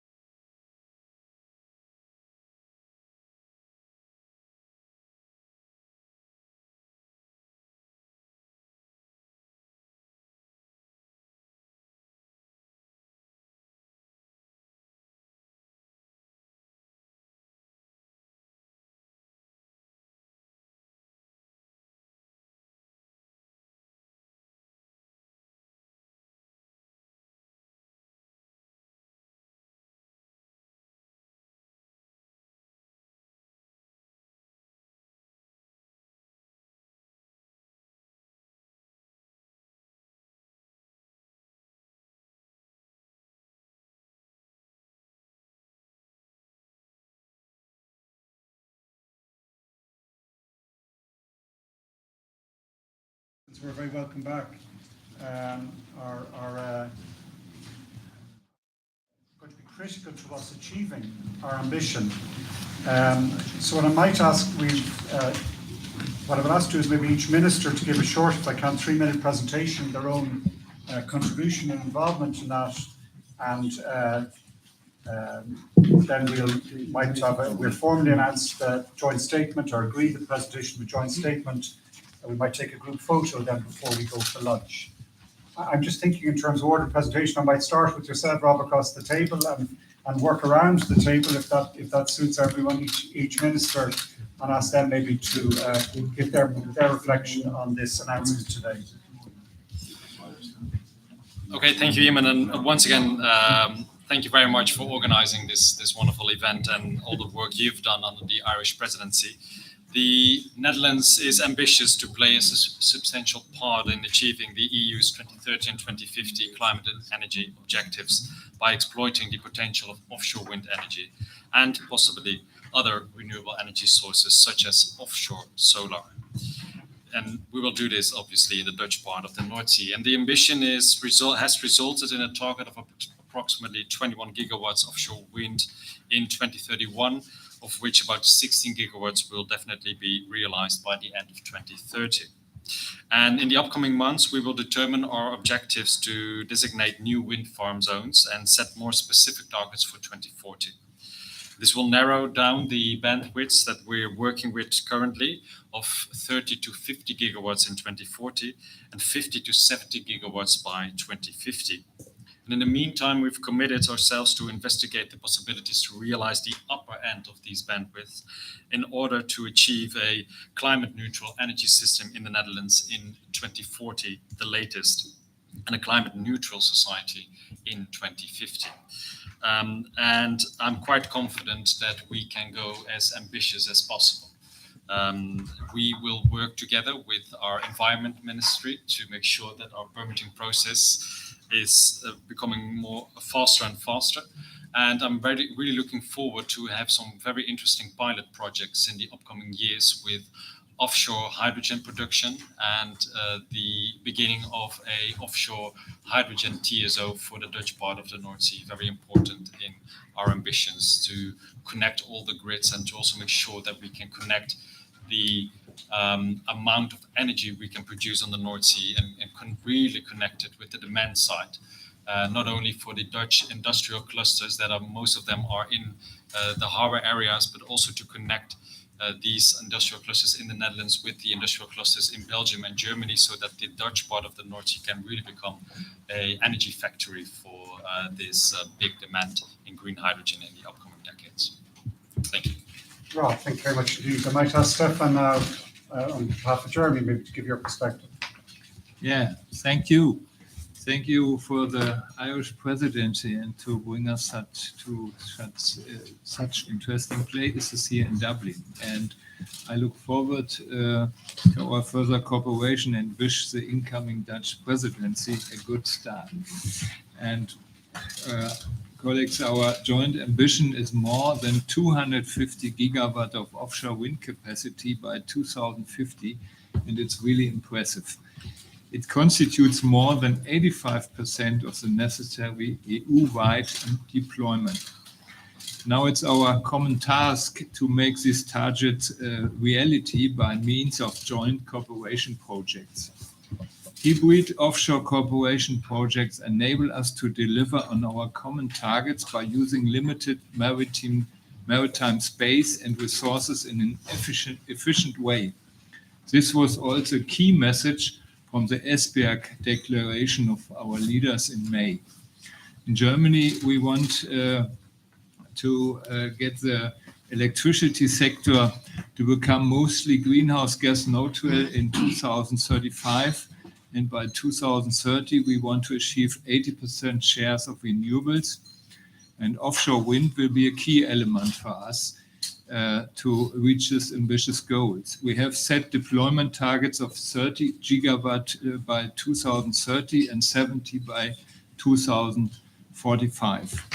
And as stated this morning, as a future importer of green electricity, Germany is ready to engage in joint and hybrid offshore projects with our North Sea partners. So thank you very much for the very fruitful discussions in the last after in the evening yesterday and in the morning today.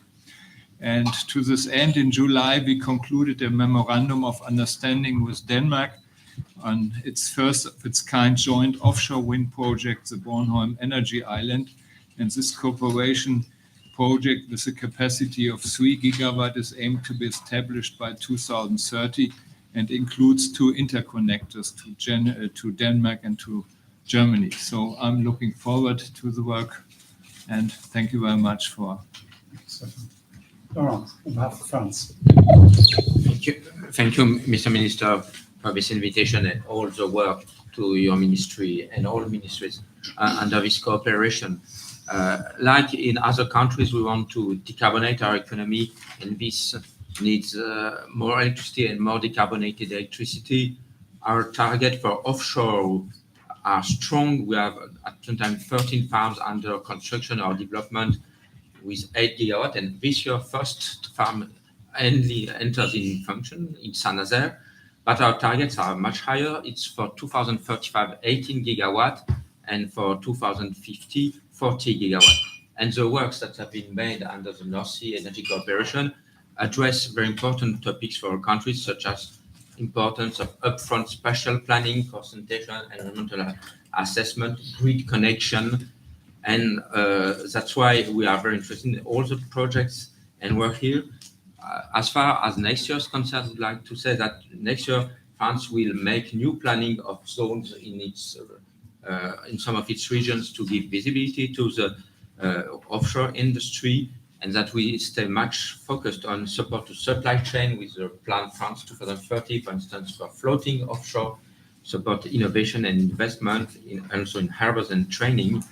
And since we are in Ireland, I would like also to recall that we hope we're nearly at the end and we'll be able with Ireland to sign definite contract for between TSOs and governments, and with the support of the Commission to have in around 2026-2027 the Celtic interconnector connecting our 2 countries, but also being a part of solution for offshore wind and part of bigger networks in the future. Thank you very much. Thank you. Christian for Denmark. Well, thank you very much. And first of all, I would like to thank our 2 co-presidents, New Ireland and the Commission for your very strong engagement. The leadership and engagement of the Commission is absolutely indispensable, and we very much thank you for prioritizing this regional cooperation.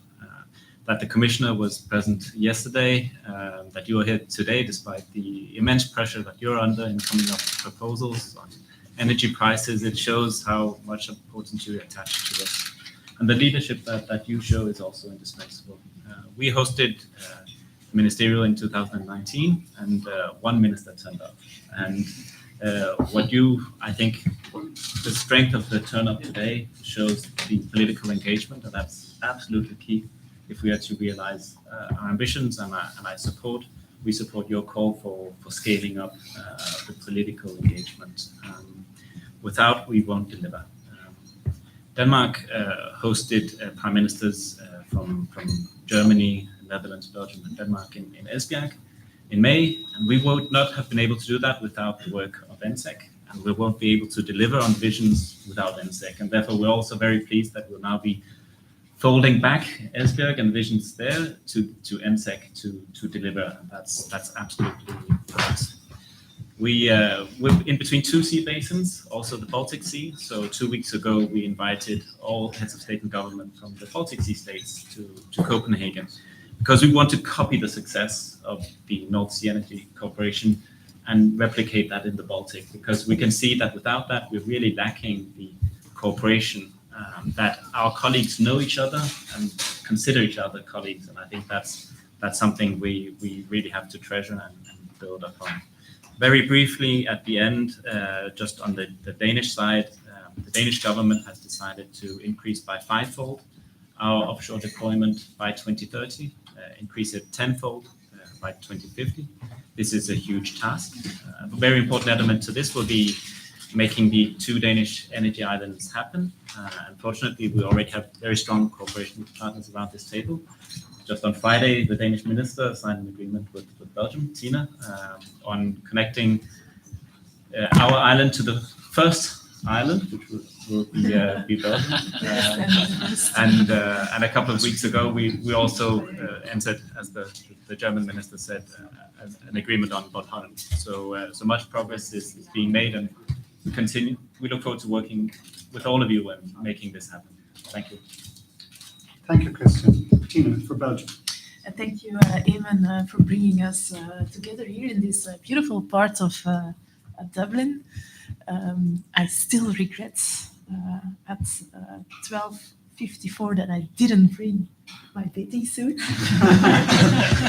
And Sandy Cove will forever stay in my mind. Such a beautiful, beautiful, beautiful place.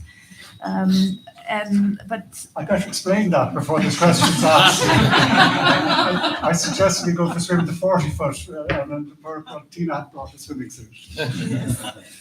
But you said yesterday that, and I would like to quote you on that, and I will repeat the quote even after today. You brought us together here around the peace project of our time, as it is exactly so. And all people who preceded me, all countries that preceded me, have all said how they are going to increase their offshore wind capacity. And we will do the same in Belgium. So we will build 4 times more wind capacity than we already have today. We will increase to 6 gigawatts in the short term, and then to 8 gigawatts by 2030. But we have a very small coastal zone, so that's why I cannot quote big numbers as Denmark and also Germany and the Netherlands. But in our small zone, we can only deliver if we are being innovative, if we do complex engineering. That's why we are building this artificial energy island, which allows us also to increase capacity at sea without the necessity to increase capacity onshore. And we are also working on future connections with UK Nautilus and with Denmark, the Triton link. We are at this point also working on the tender process for our second offshore wind zone, and Jan has mentioned in the support group 4 what is specifically important for me, and he referred to citizen participation. And in the support scheme that we are designing, we are now looking to combine, on the one hand, a contract for difference, a two-sided contract for difference, with zero-bid elements, and to look into the possibility if we can carve out specific volumes from the two-sided CFD mechanism. And why? It's not because we particularly like very complex schemes, but it's because we have an objective in mind, and that is to provide offshore wind electricity to both our industries and to our citizens, and also to small companies in between. And for citizen participation and for rescues, this contract for difference is important. And for our large industries, and we have a large petrochemical cluster in the port of Antwerp. We have also steel making present in Belgium, in Ghent, and they are also looking for this direct connection to offshore wind. We are not yet ready with the details, but I hope that we can land on it by the end of the year. We always say that we are not only looking for corporate PPAs, but also for citizen PPAs. Renewable energy and offshore wind in particular is not only about a peace project of our time, but it's also the biggest exercise in democratization up until now. Thank you. Thank you. Frederick, Sweden.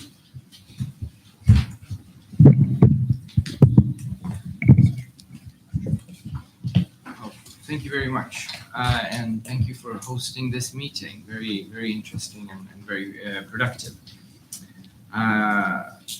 Obviously, we'll see a huge increase in electricity demand in the coming decades, and wind power will play a major role in this transition, as well as in phasing out energy dependence on Russia Russian fossil fuels.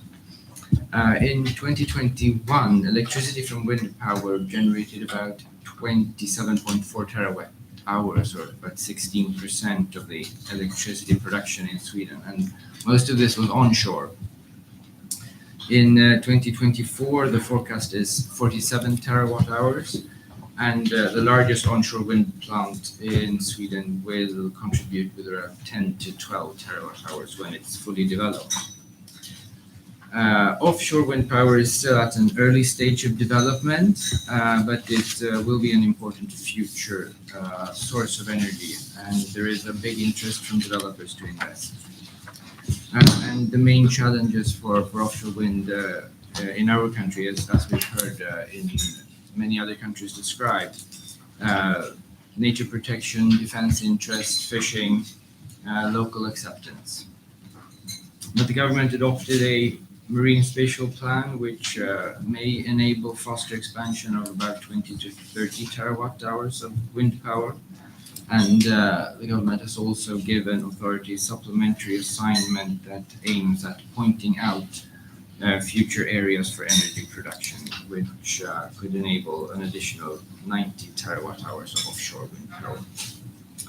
The Swedish TSO has an assignment since 2021 to expand the transmission grid within the Swedish territorial waters to be able to connect power plants to the grid at a reduced cost.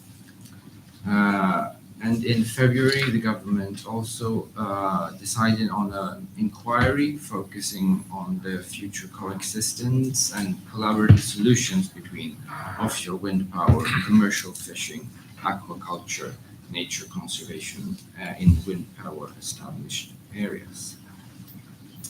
And in May this year, the government approved the developer Vattenfall's application to build an offshore wind power plant in Gigawatts in the Baltic Sea that will generate about 2.6 terawatt hours a year. And the developer's plan is that that will be fully operational in 2028. So many things are happening. Maybe not reaching the North Sea, but still in the country things are going on. Thank you. Johnson, half Luxembourg. Oh, sorry, no, carry. I'll just let that. Thank you, Eamon. And first of all, a special thanks to you and the Irish presidency for arranging this meeting and for the work you have done for the North Sea cooperation during your presidency. Offshore wind can and will become a key source of renewable energy on global scale. We appreciate the dialogue and cooperation between the North Sea countries. It's very important, we think. And we believe cooperation is the key to reach our ambitious goals for offshore wind deployment. By 2040, our ambition is to award areas for offshore wind power production that can generate 30 gigawatts. This nearly equals the total annual production of hydropower electricity in Norway today. And I think it's three keys that is important for the Norwegian government. One is to produce more renewables and to contribute to the energy safeness and security. Two, to decarbonize the economy. And the third point is also important, to develop a new industry area for the coming years. The areas we will be offered in several concessions rounds in Norway. We are currently identifying new areas that may be suitable for offshore wind deployment. An ambition of this magnitude means that not all the energy production can be integrated into the Norwegian energy system, of course. A significant share of this power will therefore be exported to other countries. We have opened 2 areas for offshore wind production and are now working on developing the specific models for allocating seabeds for further development of offshore wind production. And I think that the main success criteria is to tighten up the cooperation, and build trust between the countries to develop industries and opportunities in the future. Thank you very much. Thank you. Florence, Luxembourg. Thank you very much. The North Seas Energy Cooperation is a vital form of cooperation for my country, and we commend the work done by the co-chairs and the Irish presidency. As a landlocked country, Luxembourg is not in a position to define a national offshore targets, but we are very interested in cross-border cooperation instruments. They are of central interest to us. And as demonstrated by our engagement in this forum. Besides bilateral contacts like the MOU concluded with Denmark aiming to organize statistical transfers for renewable energy and participation in the project of the energy island, and other bilateral contacts, most recently with you minister in Norway, between my minister and yourself.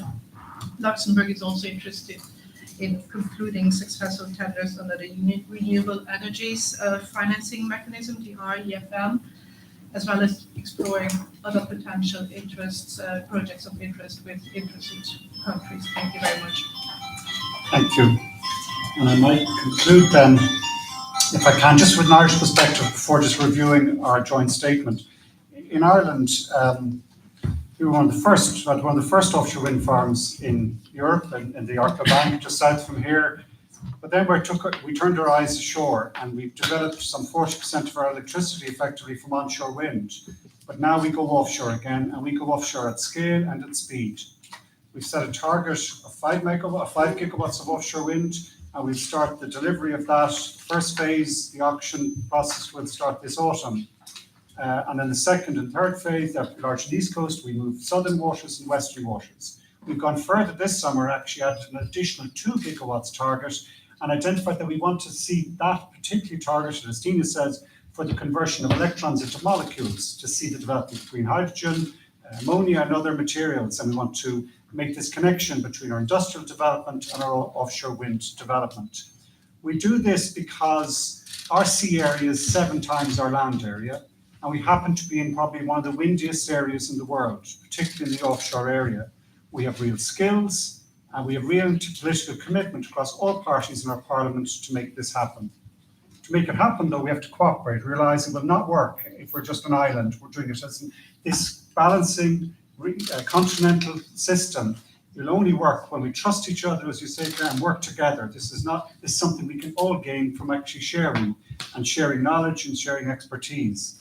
And I think our statement today is important in that regard, committing ourselves to this North Seas Energy Cooperation as the framework to deliver on our national ambitions. Agreeing these ambitious new targets, 76 gigawatts by 2030, 193 gigawatts by 2040, and 300 gigawatts by 2050. Recognizing that as a facilitating body, North Seas Grid, NSEC, is going to be critical for the development of offshore grids priority and our offshore planning under the 10E regulation system. That we will commit to, our NSEC members commit to using NSEC as a critical chapter within all our national energy and climate plans, emphasising the urgent need for us to develop hybrid and joint offshore renewable energy projects, committing to real engagement with the industry. They're very welcome here today, and to communities.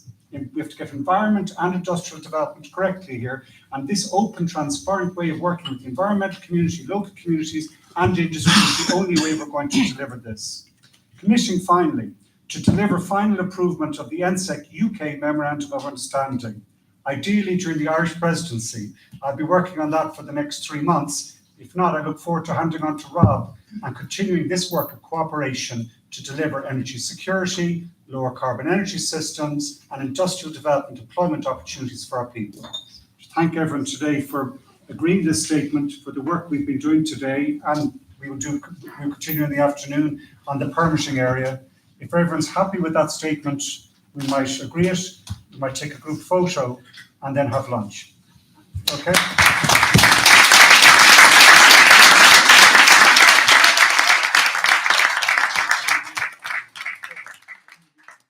So very good photographer like us to Adele. I would like this side of the table to stay where you are. and just squash in a little bit. And this side of the table, if you'd stand behind everyone there, it'd be great. Minister Yetin, I might just put you in. Matt, I might stand you up. Is that okay? And Minister, I might put you in where Matt is, and I'll just.